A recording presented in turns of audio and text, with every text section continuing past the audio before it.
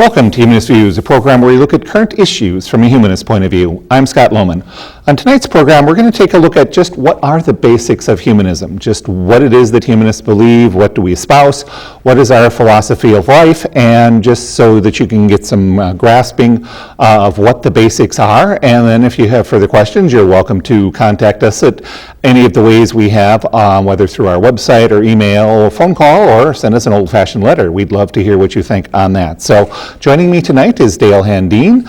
Dale is a member of the board of the Humanists of Minnesota, as well as a humanist celebrant. Welcome, Dale. It's good to be here. Thank you, Scott. So let's just start with the basics. We'll just start with the definition. The neat thing about humanism is that it can be condensed down into the size of a double-sized business card, as opposed to many religions where you need weeks and weeks and weeks of stuff to understand that. With humanism, the basics start this simple and then they go from there. But it really isn't much more beyond these basic things that we're going to be talking about. And I find it amazing that we can do that, because we humanists are generally known as rather chatty folk. That we are. Okay, let's just start with the definition. Humanism is a progressive philosophy of life that, without supernaturalism, affirms our ability and responsibility to lead ethical lives of personal fulfillment that aspire to the greater good of humanity. So does that pretty much cover the basics there, Dale? Certainly, and the life stance of humanism, guided by reason, inspired by compassion, and informed by experience, encourages us to live life well and fully. And it evolves through the ages and continues to develop through the efforts of thoughtful people who recognize that values and ideals, however carefully wrought, are subject to change as our knowledge and understandings advance. And it is in this sense that we affirm the following principles. Yep, so we've got 6 principles that we're going to be talking about for the rest of the program. These are basically what spells out what it is beyond that definition that I just gave on that, and we've got some resources that we can refer people to, and then we'll talk about those things as we go through the program. So stay tuned, we've got some great stuff on that. But this is why, humanism just starts out simple, but it also is a lifetime of learning and knowledge, and that's what I like about it is religions look back and state, okay, you need to believe this. This is where our rigid set of rules are. If you stray from this, then that's not so good. Well, you're talking about a creedal basis.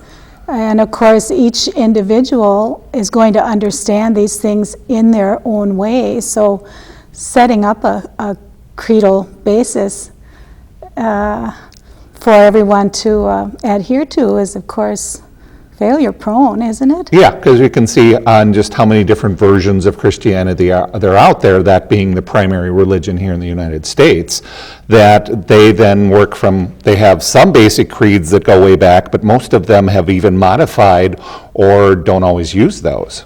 Mm-hmm. So the neat thing about humanism is that we've evolved from the first Humanist Manifesto, which came out in around 1930, which spelled out in multiple pages what humanists believe, which is, what this definition has been condensed down to from that. Mm-hmm.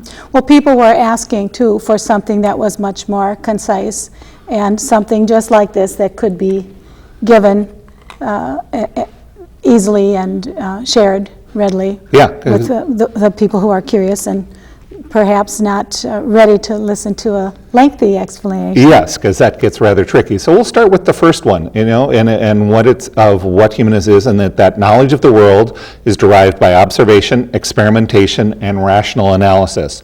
So that's one of the first parts, and that mainly means that we use science, observation, and other things like that to understand what goes on in the world. Well, it is the best way to solve problems and develop beneficial technologies. And we recognize, of course, the value of new departures in thought and in the arts and in inner experience, each subject, of course, to analysis by critical intelligence. But someone survives an operation at the hospital, mm-hmm. and their loved ones say, "Thank God." And even though we know that that was pretty much basic science that we've learned through a number of years. That, When we like to hear Yeah. something about the surgeon and the and the nursing staff anesthesiologist and all of the everyone. nursing staff that kept that operating room running smooth and making sure that the right drugs went in at the right time and the surgeon cut in the right place instead of in the wrong place. All of the above, yes. But here we are with science. We're able to live where it's too hot and live where it's too cold, and we're able to, do all of these things that our daily living is comfortable because of science. Yeah, because of what we've learned from observing the world and going, oh, we could do X similar to this with a machine, or how our understanding of basic computer technology and what we've learned since the computer age started in the middle part of the 20th century. I've heard people criticize our stance about science as somehow arrogant because we uphold, the human, contribution to our quality of life. That instead, the thanks, should go to another source. Yeah, Yeah, but I think that scientific method is modest. It's because if it can be proven to be in error, then it's modified, of course, according to the facts. I mean, there's no clinging to a position because that's what the founders of the religion said, or what's written in the book. or out of ego. Yeah. The search is for what is true, and so the process continues. Yeah, and it's that process that, Carl Sagan put it in his the concept of science being a candle in the world, that we really don't understand more than essentially, if we want to condense human knowledge to what we can see in the space of what a candle's light puts out. But there's a great slogan I found, is that you can still walk through a cave of 10 miles long still within the light of a candle, just observing what you can see from that. So we know that where our limitations are, but we also know that guideline will help us to learn more on that. So that's how we do it, is by observation, experimentation, rational analysis. The neat thing I like is that we can then observe things and then sit back and say, okay, so why does this work that way? And then accept what those changes mean. Okay, let's move on to the next one, which is humans are an integral part of nature, the result of unguided evolutionary change. Yes, indeed.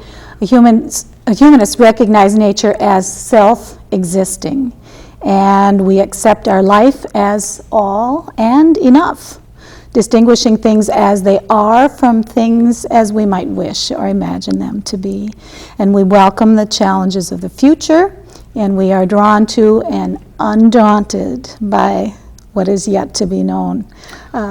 Hopefully that remains our optimistic view as we face the eventuality of peak oil and changes in the environment, the comfortable life that we have been living. But I think we will indeed face the challenges, and there are some major challenges coming through for our species with things like peak oil, with changes affecting our climate, and with the ever-growing problem of population that's going to affect us as more and more humans keep arriving on the planet. What do we do about that when that starts affecting ecosystems that keep us alive? Scott, when last we spoke, I think you said that we are not the pinnacle of evolution, human beings. And I concurred with that readily, but I've been thinking about it ever since, because I was raised with that idea that we are, who has better poetry than human beings? There we go. Who has made better music? Of course, we're inspired by the birds, and we're inspired by, all of that life around us. But we learn now that we're not the only animal that uses a tool, and we're not the only animal that seems to have an art. We're not the only animal that seems to have a way of honoring the dead. And it does seem, however, that we're the only animal that controls fire. Wouldn't you agree? Yeah, that's going to be one of the things that moved us up from that. Is we started with, as they say in The Hitchhiker's Guide to the Galaxy, start banging the rocks together, guys. Yeah, so the fire has allowed us to understand that energy comes from elsewhere, and that we can use that for the basics of keeping warm, of cooking our own food, and then using it to make things. Yeah. But it is useful for us as we learn about our condition to set aside this notion that somehow we are above other life forms, because we're all on the same planet here, and we're all going to be struggling with what we have created. In terms of environmental stresses. Yeah, because we are part of that environment, and once we start damaging things, it's going to affect how human beings live. We can see that happening with droughts going on in different parts of the U.S. and with scary ones going on in Africa. Yes, but in reference to this idea of, well, how evolved are we? How high are we on the hierarchy, if you want to say that, of living beings? I have a little song that I want to share. Okay. And I think of Howard Radist, one of our colleagues from Ethical Culture Society, who said that we can improve everything that we do if we will only include music. Okay. And so I'll make an effort to do that. This is Shakespeare. Okay. And I'm going to presume to make a modern editorial change in his language, in his presumably very innocent male-centered language. Okay. But that's the only change I'll make. And so here we are. What a piece of work is a human being, how noble in reason, how infinite in faculties, in form and movement, how express and admirable. In action, how like an angel. In apprehension, how like a god. The beauty of the world, the paragon of animals. That's wonderful. I think it was from Hair Yeah. that we saw it put to that music. Yeah, he would be one of the composers of that. And well, there we are.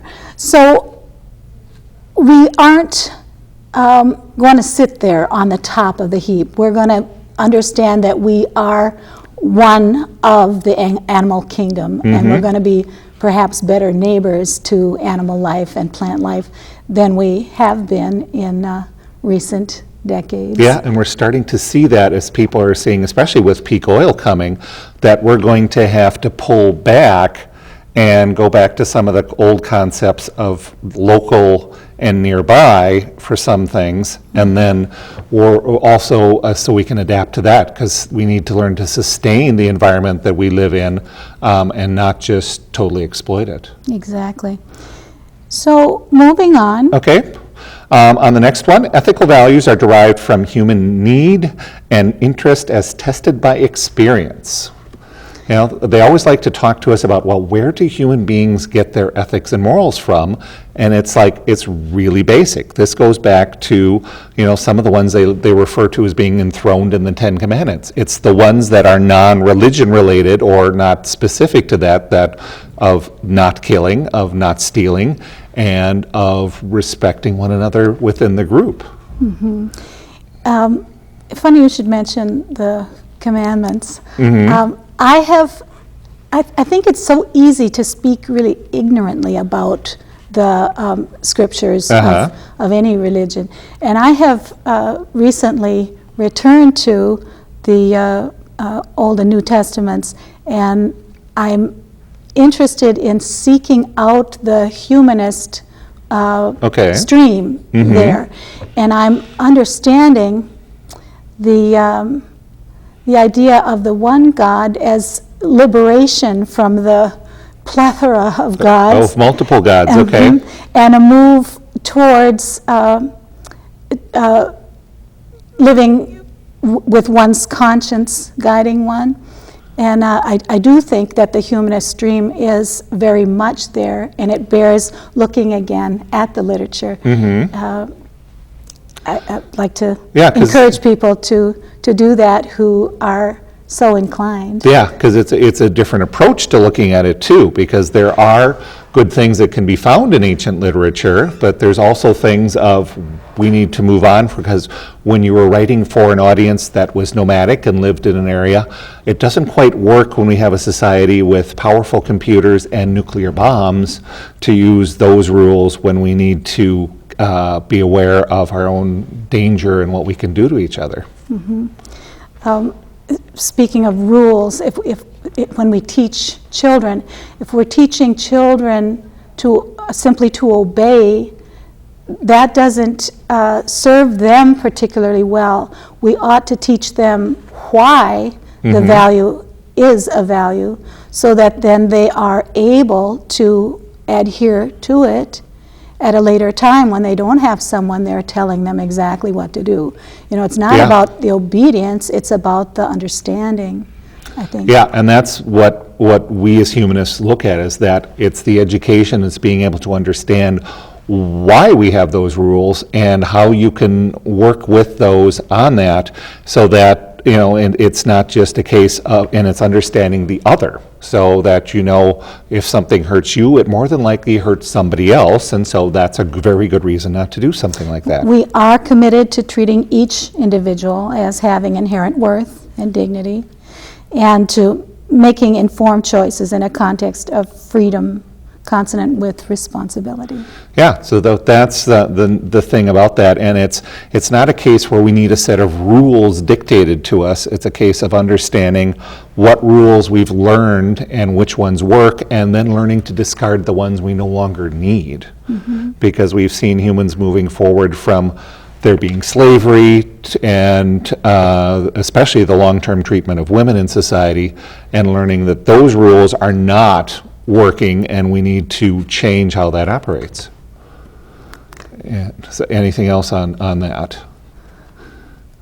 Nope, that pretty much covers that. So you're working from, you know, some of these things is we've got resources from the American Humanist Association. Dale's got books over there that the AHA, which is our group's parent organization, has put together on educating for humanist education. We have those resources. You're welcome to look at that on the AHA's website. We also have a couple of books that we could suggest that people read, and we've got some notes that you can, or you can do that. And two of those that we've got from people is Good Without God by Greg Epstein, and then The Humanist Approach to Happiness by Jennifer Hancock are both excellent basic resources on humanism. You can find more on that. Both of those are available online at various places or at your friendly neighborhood bookstore. So again, that's Good Without God by Greg Epstein and The Humanist Approach to Happiness by Jennifer Hancock. Both of those are very useful, and we have, as to educating children, we have a very good resource in the Dale McGowan books. Yes. Parenting Beyond Belief is one title. Correct. And the other is Raising Children to be Free Thinkers. Yep. And those are highly, highly recommended. But also here in Minneapolis, the Free Spirit Press exists and has a lot of wonderful secular materials too. So we have lots of resources that people can look at. Moving on, life's fulfillment emerges from individual participation in the service of humane ideals. Yeah, we aim for our fullest possible development and animate our lives with a deep sense of purpose, finding wonder and awe in the joys and beauties of human existence, its challenges and its tragedies, and even in the inevitability and finality of death. Humanists rely on the rich heritage of human culture and the life stance of humanism to provide comfort in times of want and encouragement in times of plenty. Yeah, so that means that that, and you will, I don't know if most people notice that, but there is, something neat in helping human beings in doing that, if sometimes just helping set up your national night out on your block and working with your neighbors on that. You can find some neat fulfillment on that because you're doing something different than the norm.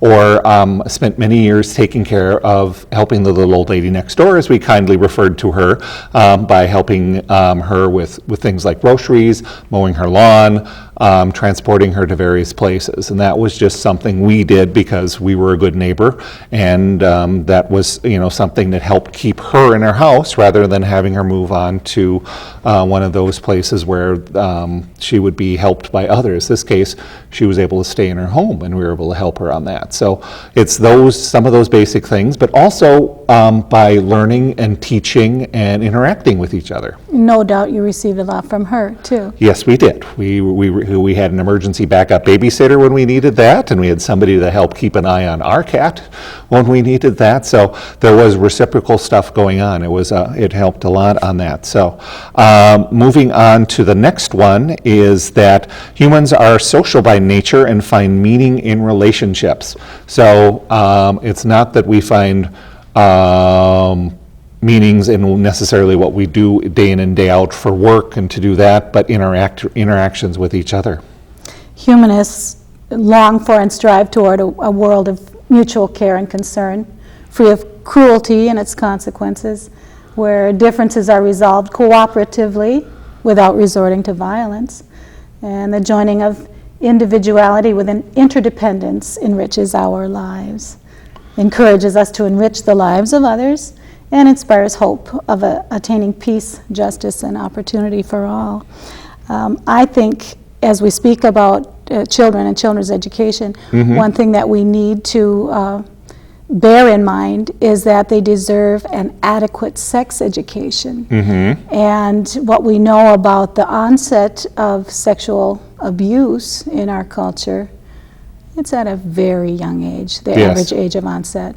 And so you can hardly be too early in attempting to begin sex education so that a child knows boundaries and understands their bodies. That's just a basic thing, because with the abstinence approach is not the best way to do that, because most people would not want to use the abstinence approach to teaching driver's ed, because that would not translate well to making people understand the basics of physics in an automobile. And we inhabit our bodies, so we need to know what those systems do, and all of the systems on that, because that's going to be part of human interaction throughout your life.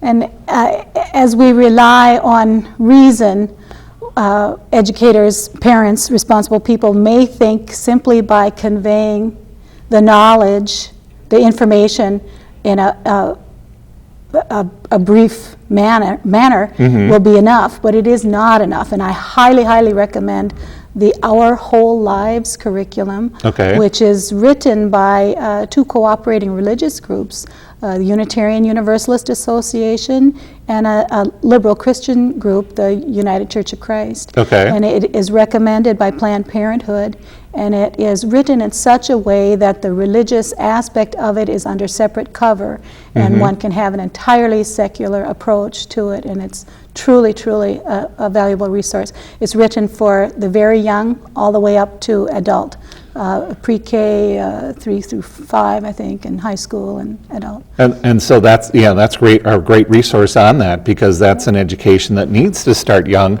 and then change as people age through life and their experience changes and the information that they need to know changes. Okay, and so we'll move on to the last of the 6, which is working to benefit society maximizes human or individual happiness. So what have you got from the book on that? Progressive cultures have worked to free humanity from the brutalities of mere survival and to reduce suffering, improve society, and develop global community. We seek to minimize the inequities of circumstance and ability, and we support a just distribution of nature's resources and the fruits of human effort so that as many as possible can enjoy the good life. Yeah, and that's great, but that also talks about that there's more to life than work. There's the arts are inspirational to a number of people, and well, quite a few people, as you've shown earlier, that music is important to us, and we can enjoy all types of music as well as those just working towards the benefit of our society. Yeah. Lately, we've got a newly engaged community organizer with Humanists of Minnesota, Ms. Audrey Kingstrom, and she has been working to find from people that haven't been involved in the organizations around town what they're looking for. And recently we had a community meeting where one thoughtful young person said that she would like to see something where, without dogma, still there could be for her a place to gather and have a meditative experience on a weekly basis. And theoretically, without our Judeo-Christian heritage, without the idea of a proportion in our week where there's the work week and there's a time to rest and reflect, theoretically we'd all be slaves. Yes. Yeah. And so she had very much that desire and a hope that we could help to meet that need.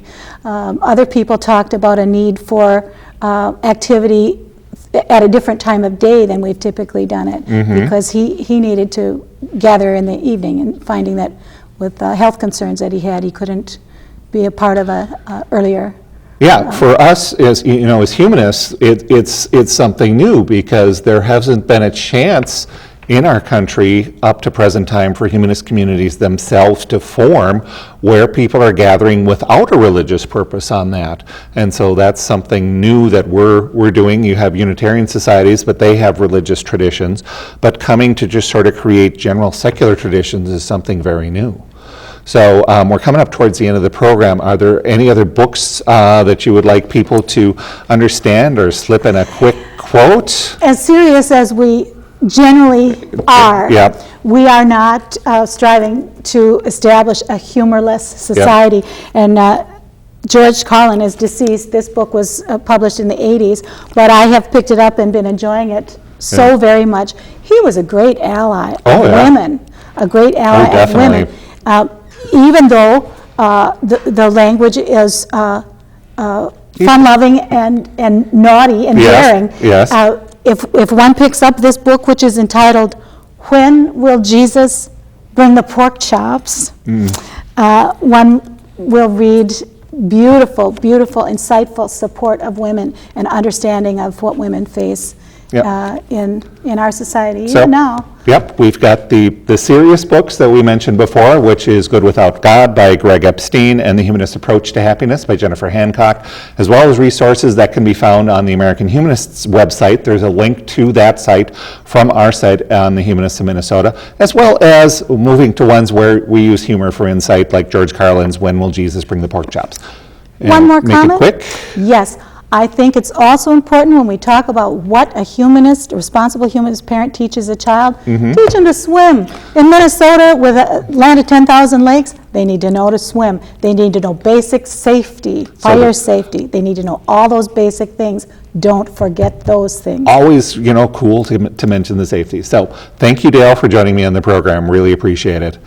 Thank you. I'm so glad to be here. And thank you for joining me on this edition of Humanist Views. If you want to know more about us, the Humanists of Minnesota, you can find information on our website at humanistofmn.org.